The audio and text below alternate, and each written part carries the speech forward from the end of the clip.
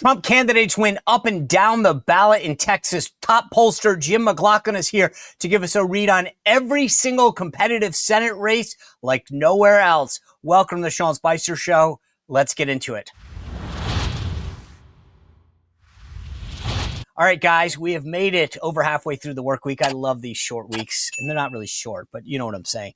Anyway, big night last night in Texas for MAGA-endorsed candidates, including Ken Paxton, who trounced incumbent John Cornyn, 24-year John Cornyn. And by the way, if you listen to the huddle every morning, you'll know that I nailed exactly the margin for this, because this is why this show is so great, because we actually use data to base our analysis, not the whims of some pundit that's never actually been in the game. We've got a great show coming your way. Jim McLaughlin's going to be here, and I'm going to tell you this right now, folks. We are going to run through every single competitive Senate race and shock you with the outcome. So you're going to want to sit back every single competitive Senate race, give you the average, tell you what the outcome is going to be, and a prediction about who keeps the majority is coming your way. By the way, I mentioned this yesterday, 7 days only. I'm doing a book sale for signed copies of Trump 2.0 and the briefing. $30 for Trump 2.0, $25. That includes postage. I'll sign it for Father's Day. Actually, if you want it for mother's, for your mother's birthday or kid's bar mitzvah, I don't care. 7 days only. We're going to send the inventory out right now. So I'll sign it. I'll personalize it. All you have to do is go to SeanSpicer.com, head to the book tab, and then send us an email for your custom inscription to contact@SeanSpicer.com. Without further ado, I want to bring in Trump pollster Jim McLaughlin to break down all of the results from last night and the midterms going forward. Jim, welcome back. I'm going to try to avoid talking about basketball because no one cares about the Knicks, and I don't want to hear about it anymore. I mean, I guess it's been, like 2 decades plus since you guys made the final, so okay. Let me tell you something. The Knicks fans, if anybody deserves it in the NBA, they deserve it. But your Boston Celtics, they can be happy because of one of Rhode Island's own, Joe Mazzulla. He just got named Coach of the Year. So, he should be. He should be. He's a great coach, great example. Before we get into the numbers, when President Trump, the rumors are that he's going to go to one of these Knicks games. What kind of reception do you think he's going to get at Madison Square Garden? Oh, I think he will get a very good reception there. No question about it. You see the Manhattan liberals, there's a lot of them there around the, that are in the audience there. I mean, literally, it is the place to be. It's impossible to get tickets for these Knicks games. But whenever he shows up at a Yankee game, they love it. They love seeing him there. It doesn't matter what it is, UFC, an NFL game, a college football game. That is his group. I remember, you and I are old enough to remember when Hillary Clinton told us that she was a Yankee fan when she was running for U.S. Senate in New York, and everybody kind of laughed at her. Notice she never showed up at a Yankee game because she knows she would have gotten booed out of the stadium. Oh, also because she's not a Yankees fan. She's probably never watched a baseball game. I mean, there's a million reasons. It is fascinating. By the way, you see this quarterback for the Giants, a team that I also hate, who is getting booed because he introed Trump. And I was thinking about this, nobody on the left ever gets booed because they're involved in politics. But God forbid you support a Republican or President Trump, and somehow every member of the league has to account for you. Not only don't they get booed, but they get paid a couple $1 million like Beyonce did or Oprah did, because that's what the Democrats have to do to generate enthusiasm, get celebrities to show up. They got to pay them. And you know what? God bless Jackson Dart. Here's a guy practicing his First Amendment rights. The Democrats always tell us they believe in democracy. And you know what? He's getting the Chick-fil-A treatment now. I saw somewhere supposedly someone paid $42,000 for his Topps rookie card, and now he's got the hottest selling jersey in all the NFL. So look, I would tell him just stand by, literally. No kidding. Yeah. That's amazing. It's funny. I got to say, I no intention of going down this path because I want to get to politics. I want to get to Texas real quick. But I got to tell you, there's this story that popped, and it's James O'Keefe's media group that popped it.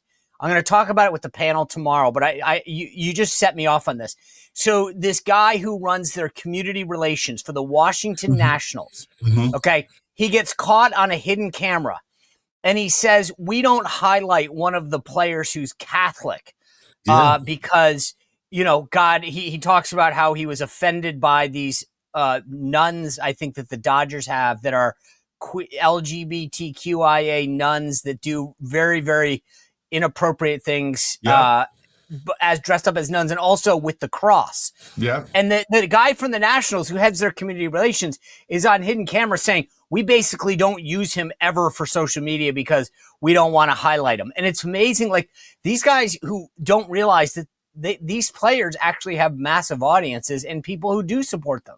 It's incredible. And, we saw the same thing with the Kansas City Chiefs kicker when he spoke. And, God forbid, he spoke and he said, the most important decision you make in your life is who your wife, who your spouse is going to be, and go have lots of kids. And by the way, it's okay to believe in God.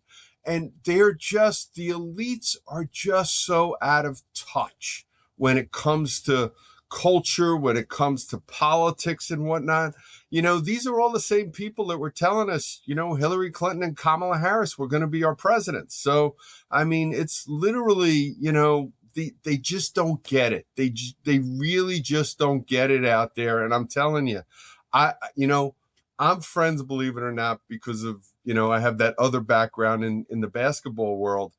I can't tell you how many people, how many college coaches, how many NBA agents, college basketball agents, because they have them now, they wanted to make sure they'd be texting me because they wanted Donald Trump to win. I mean, it's pretty... There's a lot more out there, and there's a lot of closet folks, and it's funny. The Democrats, the left, and their allies in the media, they're the ones that are trying to shut down dissent. And God forbid when you're a conservative and you speak out on your views. As it gets warmer out every night, for many of us, you wake up in the middle of the night. You know what it's like. Your sheets are glued to your legs, matted to your neck. You're tossing and turning. It gets a little hot. I'm telling you, for many of us, we crank the AC down, but I have a much better solution because you don't have a thermostat problem. You have a bedding problem. And guess what? Because it's Memorial Day, you can get 20% off your Boll and Branch sheets with their Memorial Day sale. Their organic cotton is woven for airflow, not just softness. I'm telling you, this is a total game changer. When you go into a set of Boll and Branch sheets, it's literally like staying at the nicest hotel that you've ever stayed at in your life. It is so cool. It feels light and crisp, and it's breathable. And I get hot at night. Sorry, don't mean to share it, but it's true. That's why I love my Boll and Branch sheets. So you can get 20% off your first order plus shipping during the Memorial Day sale. This is not something that happens often. It'll go away. Trust me. So right now, while you have a little extra time, go to bollandbranch.com/Spicer and use code Spicer. You've got to enter it just like that. Boll, BOLLAND, branch.com/Spicer and get 20% off your first order. Some exclusions do apply. All right. This is a perfect segue because you mentioned the elites. And I woke up this morning to hear what people were saying about the Texas Senate primary. And at least on two stations, NBC and I believe it was CNN, they said, shocker this morning that Ken Paxton won. I think one of them said shocker and a major upset or surprise. And I was like, no, actually, anybody with a brain knew that Paxton was going to win. And then when Trump endorsed him, was going to win by a lot. I literally said yesterday on the huddle that he would win between 25 and 30 points. He won with 28%, literally down the middle. Was there any shock, or let me ask it to you differently. What is your takeaway from the Senate primary yesterday in Texas? Look, we had been actually doing some polling there for some folks that want to see what was going on in the original Republican primary. And one of the things we were seeing, quite frankly, was the fact that, John Cornyn, who, by the way, is a good guy. The president is right. He's a good man. He's been a statesman. And he literally was stuck, though. He was stuck in at about 40% of the vote when we were asking runoff scenarios between Paxton and Cornyn and Wes Hunt and Cornyn. He was still stuck at around 40%. That's what he got in the first primary, was around 41%. there were some polls, only a couple weeks ago that basically had the race a tie between Paxton and Cornyn. And I'm not surprised by what happened because John Cornyn, he was the incumbent in that race. And we have a saying in polling, usually what an incumbent's getting in a poll, that's all they're going to get. And that's what happened. Then you throw the Trump endorsement on top of it. And literally, Ken Paxton, who got significantly outspent. I mean, he did not raise a lot of money. And I'm sure when it's all said and done, you're going to see that Cornyn spent well over $100 million, and you take the outside groups in there and whatnot. And look, Paxton got almost 2/3 of the vote. And I wasn't surprised by anything that happened yesterday in the Republican primary in Texas. What is it? Donald Trump's record now, somebody put it out there. It's like 118-0 or 119-0, depending upon who you believe this year and who had the Trump endorsement. I mean, that just doesn't happen. Well, and it also was down ballot. Chip Roy didn't win the attorney general's race, but all the other races, the congressional races in Texas, where Trump had endorsed, ended up winning. I mean, it's gold. Yeah, but you think about it. A guy like Bill Cassidy, again, the incumbent senator, he only got 1/4 of the vote in the Republican primary down in Louisiana. What does that tell you? I mean, it literally is, just as you said, Sean, it's gold. All right, so let's move to the bigger question about the control of Congress, because before I do that, I want to just ask you, there's a lot of speculation about will Texas be in play. The initial polls, again, before this runoff occurred, claim that Tallarico is leading. Now, I see you laughing. Good, because we're on the same page on this. Remember, a couple facts, and then I want to get your take on this, though, because there's a big question about money. And no Democrat has won statewide since 1990 in Texas, number one. Number two, there's 20 media markets in Texas, meaning if you go in, you can't go in for 50 cents. You got to go in for, $10 million, $20 million. What should the strategy be in Texas? Because I think Democrats are going to try to figure out, is there a play here? Because they when the Senate's on the line, you go, but it's not a cheap date, Jim. And so here's my take. I think Republicans should spend $15, $20 million just driving up his negatives, talking about how there's 6 genders and God is gender neutral and the front door of the country should be open and all this crap, and keeping Democrats from even thinking about it. But what should we do in this race? Because the media thinks that somehow this is going to be competitive. Yeah, boy. And it goes to show you how the media is just so out of touch. And we did President Trump's polling in all 3 of his races in Texas. And the reason why I was laughing about that was because remember the Democrats were always telling us, oh, Texas is in play for the Democrats. Hillary Clinton can win Texas. Joe Biden can win Texas. And we would always do an occasional survey there and we'd say, no, it's not going to be competitive. It was actually very similar to Ohio. Those were 2 states that we had for the president in all 3 elections. And people would say every once in a while, this is going to be competitive. They were never competitive. And that's why we never really spent any money there in the presidential race. And I think what's going to happen is you want to make this issue related. And I thought that Tallarico's statement last night after Paxton won was very interesting. You know how many issues he mentioned? 0. Because just what you're saying, Sean, you're 100% correct. I would go spend some money now and say, look, James Tallarico, he wants open borders. Ken Paxton, he was the one that helped secure our borders with President Trump. James Tallarico, he wants the largest tax increase in American history. Ken Paxton, he was the law and order guy that brought crime down.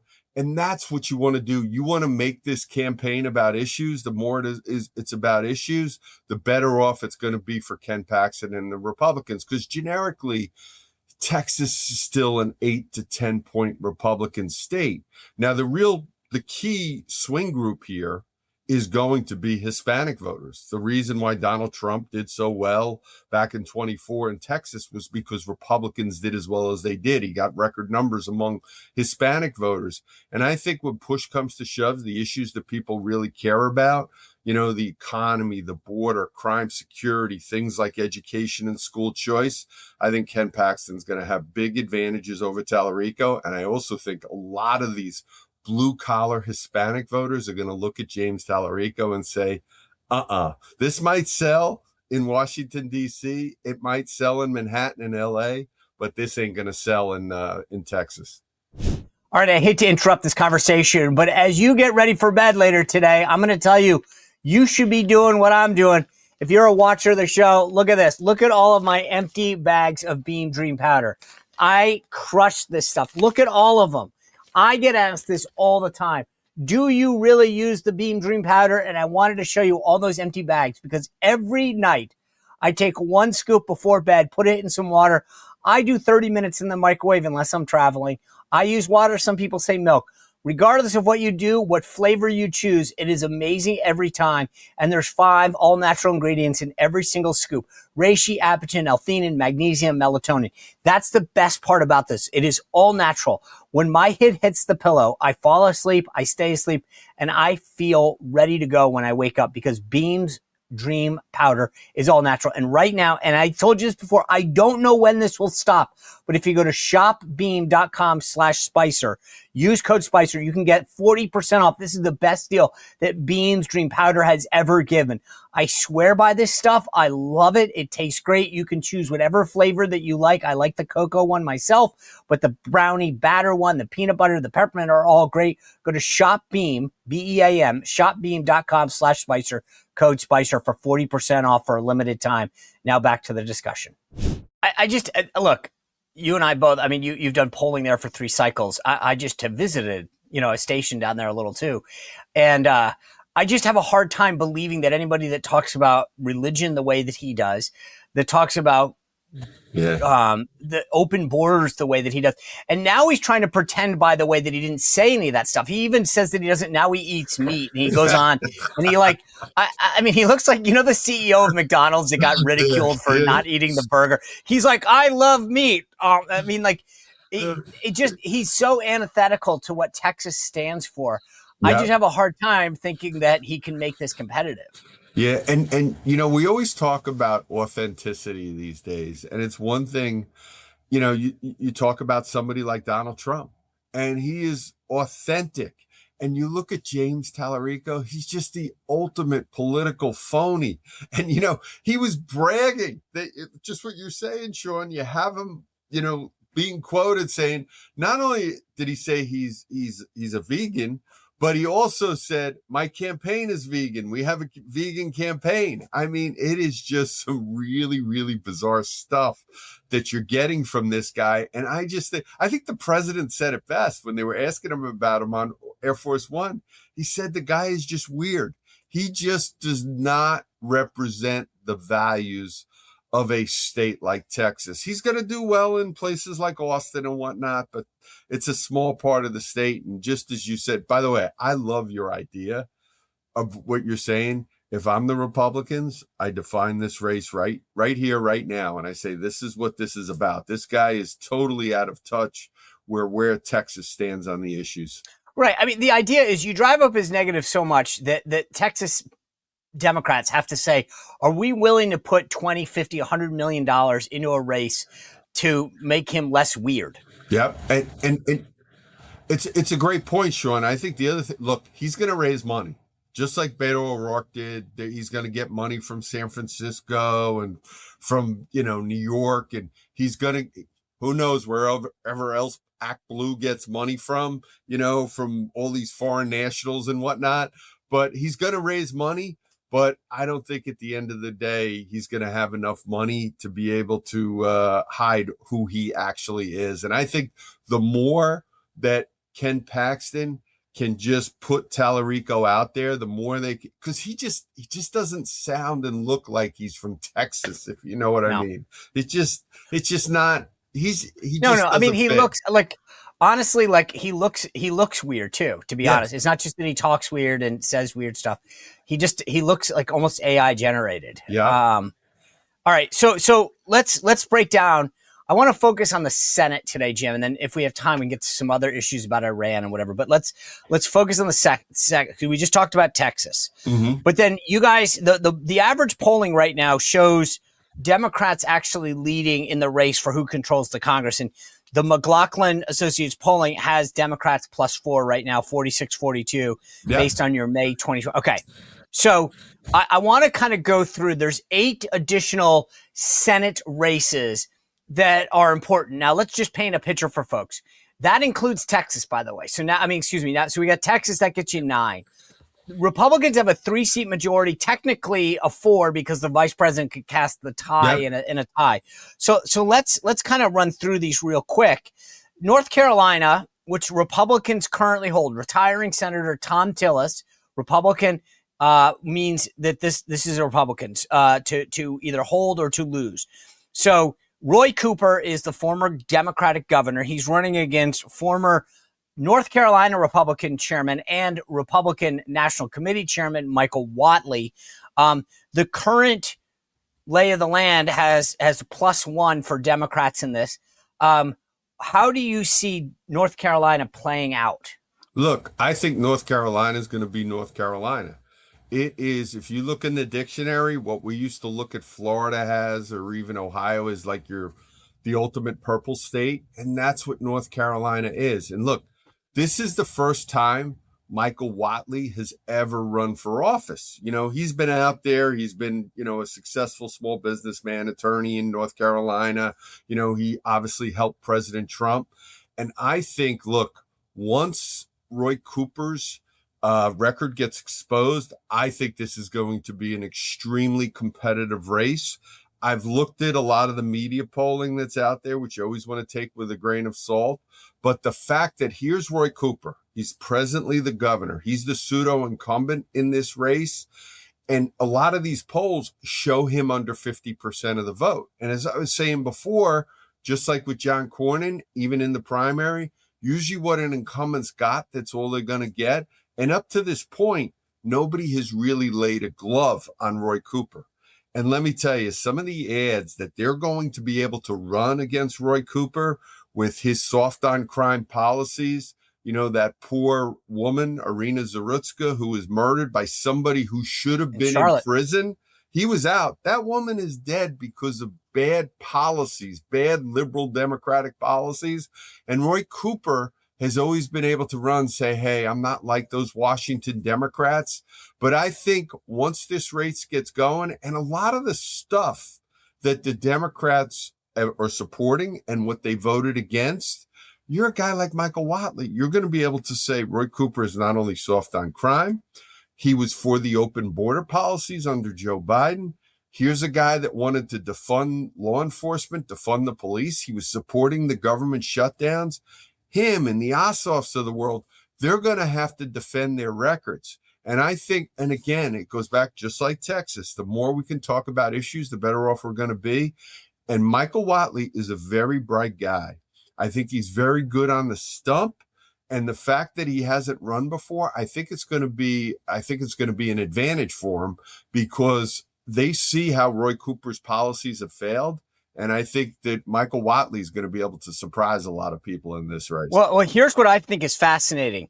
Whatley has closed the gap. He was down 11 about a month ago, 11 points down, and now about a point. This is so we're seeing that this is actually moving in the right direction, slowly and steadily for Whatley. And that's even with right now, with gas prices going up because of what's going on in the Middle East.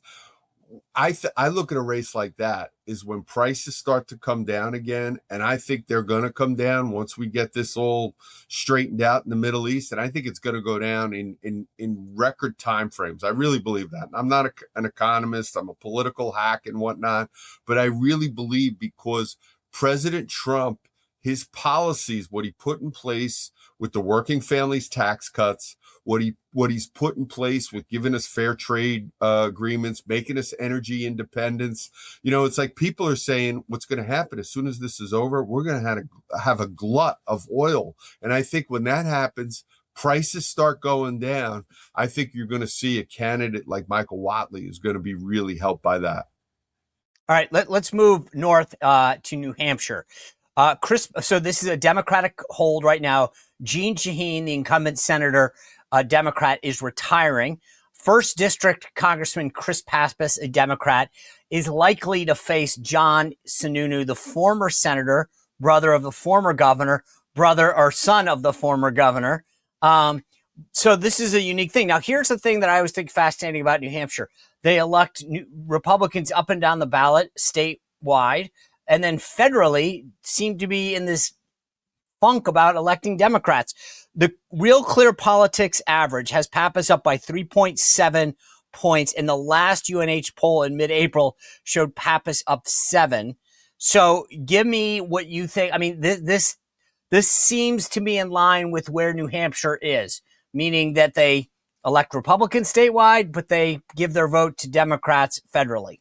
And look, I think it's going to be one of those races where, look, the Sununu name has its own brand in a place like New Hampshire, similar to what Susan Collins has in a place like Maine. And it's not a Washington brand, which is obviously a good thing. It's more of a New Hampshire brand. And again, I think a guy like Chris Pappas is going to have a hard time defending his record. And the other thing that nobody talks about, and I've tested it in some of these surveys against these Democrats, the voters don't like the fact that it was the Democrats that were voting for the government shutdown. I mean, think about it. The first government shutdown was because the Democrats wanted to give welfare benefits to illegals. And then the second government shutdown that the Democrats voted for was they basically wanted to turn this into a sanctuary country. So I think what you're going to see again is somebody like Chris Sununu is going to be able to make a really big issues case. And look, New Hampshire is, as you well know, you grew up right next door. It is a very anti-tax state. And now things have changed a little bit because a lot of these Massachusetts folks moved away from Massachusetts because the Democrats were raising taxes there. So they moved to places like southern New Hampshire. They lose to like Merrimack and Manchester, those areas and whatnot. But I think what's going to be able to, Sununu is going to be able to do, hey, if Pappas had it his way, you were going to have, basically you couldn't write off your property taxes in New Hampshire. And we all know it's a relatively high property tax state there. So if he had his way, you were going to have higher property taxes. You were going to have higher tax on tips. You were going to have higher taxes on overtime, Social Security, whatever. And those are the things that the voters in New Hampshire know are making their lives unaffordable. Okay, so with 3 of the 9 races so far, I just want to give people a sense of where we are. I think Texas is a Republican hold, so that doesn't change. New Hampshire, North Carolina, I think you and I both agree that Whatley, right now, I think this is maybe too close to make a decision, but I'll give it to the Republicans. It's theirs to lose, at least for now. And then here's the deal. I will say that right now, with the current polling, it's Pappas's to lose. So that's 3 races, but they're all a hold, right? Mm-hmm. I think Sununu has a real name advantage there, but let's see if he can turn the polls around. Yeah. He's still got this primary to get through with former Massachusetts Senator Scott Brown. But just so with 3 done, no change in the current landscape. Let's stay in New England and move to Maine because you mentioned Susan Collins. She's running against the Nazi woman-hating Graham Plattner. But here's the thing. Collins has won all these tough races before. Harris did win it in 2024. It's currently leaning Democrat. By the way, I just want to play this clip for everybody. This is Graham Plattner when confronted by Fox Digital News over Memorial Day weekend about the attacks that he's made on a fellow Army soldier. Take a listen. I was wondering if you regret the post about the Purple Heart veteran. If you think you need to apologize to him, what you would say to voters who might be upset by it? Item 4 towards the infantry. Any attempt to say that I disrespect veterans is slanderous and offensive. Do you think you owe him an apology? I do you know how many of my friends had Purple Hearts? Do you know how many of my friends got wounded? I'm sure a lot. Yeah, a lot of them. Thank you. Thank you. All right, so he doesn't owe anyone an apology. He's Nazi loving. He thinks that women deserve some of the sexual assault that has come their way. Purple Heart recipients didn't deserve that. But all that being said, he currently enjoys a 7.5 real clear average advantage. What do you say about Maine? Susan Collins is the incumbent, by the way. Yeah, those polls are utter nonsense, to be honest with you. And I haven't looked at all of them, but you and I know the Susan Collins brand. I think, what was it, the last poll that somebody did right before the election last time she ran, she was down by 9 points. Susan Collins is Maine. And she's the ultimate statesman and then some, and somebody that delivers for the state. And I got to be honest with you, and I've done a little bit of work up there. We were obviously doing some work up there in Maine too for in the presidential race, because they split their electoral college votes up there. But it's one of, I just cannot conceive Maine voting for Graham Plattner, who has so many skeletons in his closet. And again, a guy who is not all there, in a different way than what Tallarico is in Right. Texas. You look at, and he's also, it's really interesting. We could do a whole show on this, how the Democrats all try to say they're against the oligarchy, they're against the rich and whatnot. And here's a guy like Graham Plattner. And by the way, just like you, I always applaud anybody for their service in the military, and I applaud him for his service in the military. But he's trying to pretend that he's this working class guy that lives on $60,000 a year and whatnot. And the truth is, he went to elite prep schools, has a wealthy family and whatnot, literally grew up in the lap of luxury over the years, went to George Washington University at one point, in addition to Hotchkiss, which, if anybody knows the New England prep school world, that's about as elite as you can get. And then he's trying to say, hey, I'm this local working class guy. You need to be real. You need to tell the voters the truth. And then, oh, by the way, and everybody talks about the Nazi tattoo, which is, who does that? Who gets a Nazi tattoo? Listen, a lot of people, Jim, I got to push back on you. A lot of people walk into a tattoo parlor and say, hey, what's that? That looks cute. And, I've never seen one of those before. And then you just get it on your chest. It happens all the time.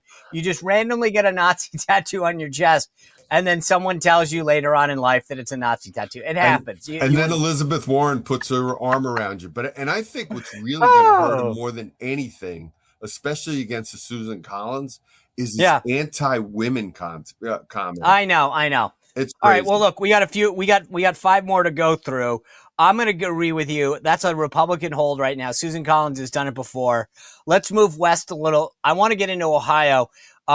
This seat is J.D. Vance's, where he obviously became vice president, and then was the governor, Mike DeWine, appointed the lieutenant governor, John Husted, to succeed J.D. Vance. He is now running for a full term against Sherrod Brown, the former senator, very populist. This has been called a toss-up by the Cook Political Report, lean or tilt Republican by a lot of others. It is currently a hold, as I mentioned, because of that. Husted is holding a 2.6% lead in RCP. Can I just cut this discussion relatively short and say, while we should be winning it by more, Husted will hold this? I agree with you 100%. Because, literally, Ohio is that state everybody goes back to it. The old guys like you and I, we all think back to 2004. It's a different Ohio. It's gone more right of center, gone more working class. And I think the other thing is, look, Sherrod Brown was basically a Bernie Sanders in the U.S. Senate. And one of the interesting things about it is all these crazy people, all these insane Marxists that the Democrats are nominating out there, I think is really going to hurt somebody like Sherrod Brown, because they're going to be able to go to him and say, hey, you know what? Sherrod Brown, he didn't vote for you. He voted for Bernie Sanders every Right. time he had a chance. All right, so let's just real quick, 5 of the 9 Senate races done. All 5, I think we're generally pretty much at this point are holds, meaning Democrats haven't picked up a single seat in our analysis, 5 of the 9 in. That means Republicans still enjoy a 3-seat majority based on what our math is. 4 seats to go. I just want to remind people, because again, if the Senate were to flip, they would need to run the table on all of these. Michigan right now is a hold for Democrats. Retiring Senator Gary Peters. This is really interesting. Mike Rogers, the former congressman from the 8th District of Michigan. I used to call him Landslide Rogers because he won his first race by 22 votes. Former FBI agent. He is the Republican nominee.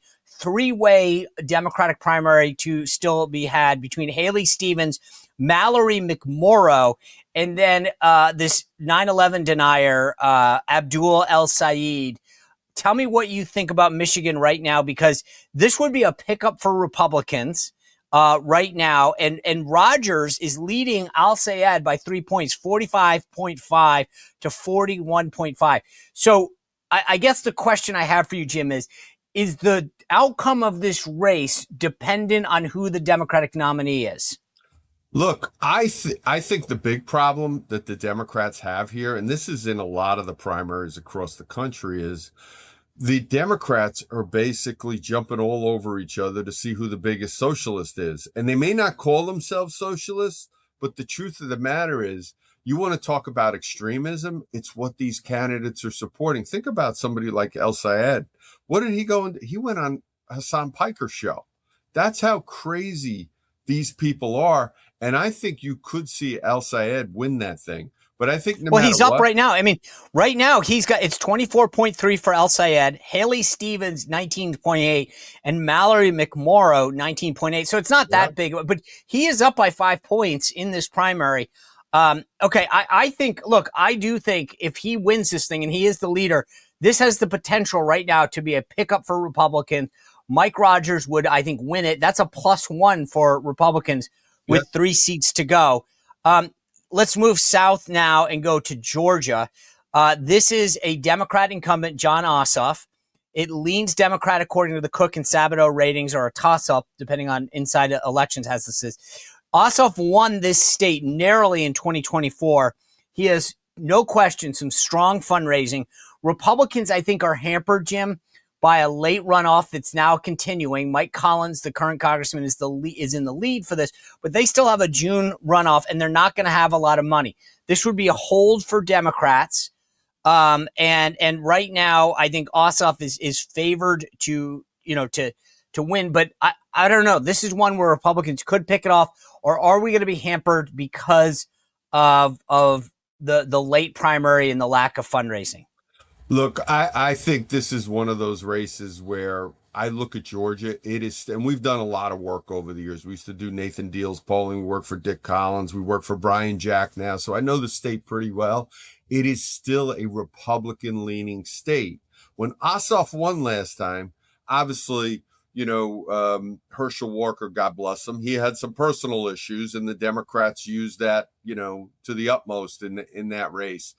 I think whoever emerges from this primary, whether it's Michael Collins or whether it's Dooley, I think they're going to have a real shot at winning this thing because, again, all the craziness that the Democrats are supporting, that's what Jon Ossoff is supporting. And I think when Ossoff was afraid of having a Democratic primary not too long ago, he said the first thing he was going to do if the Democrats got control of the Senate was impeach Donald Trump. We don't know what for, but he was going to impeach him. That's the kind of stuff that the voters hate right now.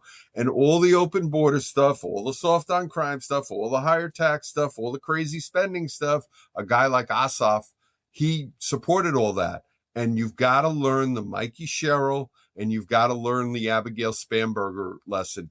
Don't let him claim that he's this common sense moderate, because he's not. You got to move him to the left and talk about how he's out of the mainstream of Georgia.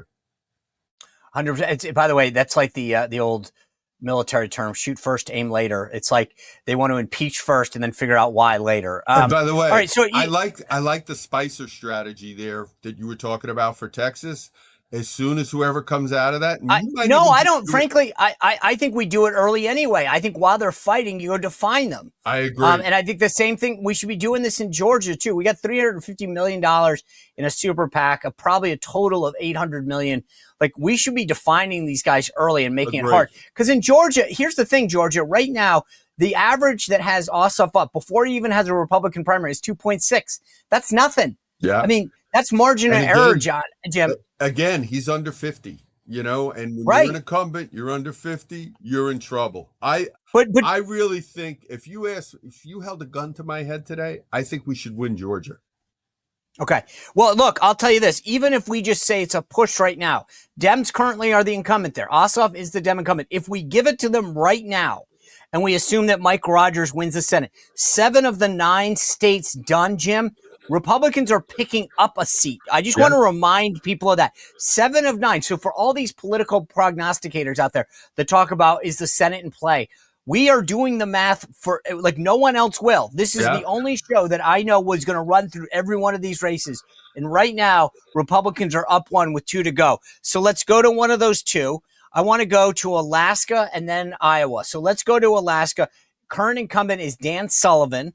He's running against Mary Peltola. She is the former at-large congresswoman on the Democratic side. But let's be clear. Mary Peltola won that 1 seat, 1 term because of ranked choice voting, which is a total crime. Yeah. Right now, she's got this thing. I mean, this is a jungle primary on August 18th. Republicans lean in favor of this. There's some concern about whether Alaska is in play. What do you think? Look, I think because of the way they do that jungle primary, you don't want to take anything for granted. But I think at the end of the day, Sullivan fits Alaska really well. And I think he's going to come out on top. And again, I think this is one of those examples. It's like a Sherrod Brown or a Roy Cooper. The Democrats say, hey, we got a great candidate here. But a lot of their great candidates have supported a lot of really bad stuff out there. And I think once they get exposed to the electorate, I think they're going to lose a lot of support. But I think Sullivan's going to be okay when everything's all said and done. Well, look, here's the deal. We haven't seen a statewide poll in months out of Alaska. In 2020, Sullivan won 54-41. In 2014, he won 48-45 against Mark Begich, who's a good candidate, statewide, well-known. So, I agree with you, but I just, right now, Democrats think they have a shot there. Yeah, you don't want to take anything for granted. The Democrats think they'll have a shot everywhere, but I think when push comes to shove in that race, I think, again, and Sullivan needs to run, and he will. They'll run a good campaign there, but I think he'll be fine when everything's all said and done. I agree with you. Again, just for people keeping the math at home, 8 races down of the 9 that are in play, Republicans are picking up a seat. This is not what you're going to hear anywhere else. The last race is in Iowa. Joni Ernst, the current senator, is retiring. Cook Political Report has this as a likely Republican. Inside Elections, likely Republican. Larry Sabato, who I think is a hack, has it as a likely Republican. The primary is on June 2nd, just to be clear. But Ashley Hinson, current congresswoman from the 2nd District of Iowa, is the front runner. She's expected to win. She's got over $7.2 million on hand. She's been endorsed by everybody. And then there's a 2-way race on the Dem side between State Senator Zach Walz, who's the more progressive guy, endorsed by Elizabeth Warren, and State Rep Josh Turek, who is more of the, I dare say, moderate these days, and endorsed by Maggie Hassan, Catherine Cortez Masto of Nevada, and others. Currently, Turek is up 21 points, so he would be the more difficult candidate. So if that's the head-to-head, does Ashley Hinson have anything to worry about? Look, I think, and I always tell everybody with Iowa, it's literally one of those states where Donald Trump has turned it more Republican with working class voters and whatnot, the ag community, etc. You don't want to take it for granted. It wasn't that long ago, Barack Obama won the state twice. He won it twice in general elections, so you can't take it for granted. But I think when push comes to shove, Ashley Hinson is going to win that state because, again, I still remember my phone call with President Trump the Saturday before election when he was asking me about the Des Moines Register poll. And I said, sir, because would they have him down? They had him down like 3 points. Oh, I know. It was ridiculous. And I said, sir, I think they called Illinois. I don't think they called Iowa. And he started laughing.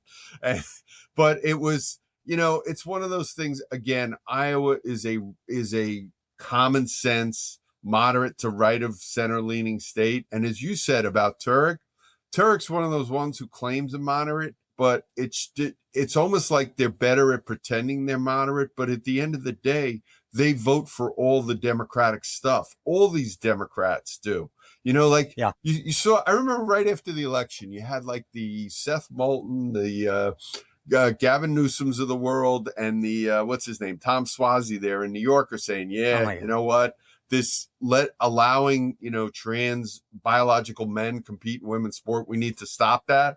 But now they still support policies that allow biological men to compete against teenage girls. So it's, they pretend to be moderates and they're not, and we can't let them be come election day.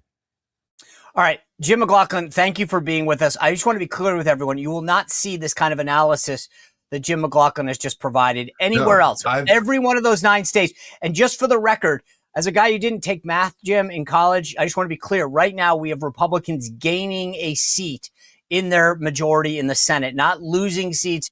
So Republicans have the chance to gain, not lose. And I've been saying that for a while, that I think the Republicans, especially if the national political environment gets a little bit better here, which I think it's going to after we get after we get through with the Middle East conflict. And you know what? The most important thing that I recommend to everybody right now is they read this book. I finally got my copy. And I want to tell you something. If you hate the media, read this book. You have a terrific chapter on the elite media that we were talking about a little bit before. And I think the guy who says it best is President Trump. He said, if you want to understand the people, the policies, and the process of my second term in office, read this book. I couldn't. And as somebody who's been involved with it, especially with President Trump's campaigns, this is as good of an insider look at the Trump White House as I've read. It was terrific. It was a great read over Memorial Day weekend. Jim McLaughlin, thank you for being here and for your great shout out. I appreciate it. I'll send you the check later. Look forward to having you back soon. I just want to get them signed. I got a couple of them. You'll get that. You'll get it. Don't worry. Thanks, Jim. My pleasure. Always a pleasure to be here. Thank you. All right, guys, thanks for joining us. We got a great panel coming your way tomorrow. We'll end out the week strong. More analysis like no one else. Remember, you can get a signed copy of Trump 2.0 for Father's Day or any other reason, or the briefing. Go to SeanSpicer.com, hit that book tab, and then send the inscription to contact@SeanSpicer.com. We'll get it out by the end of the week. Thanks for being here. We'll see you back here tomorrow on The Sean Spicer Show.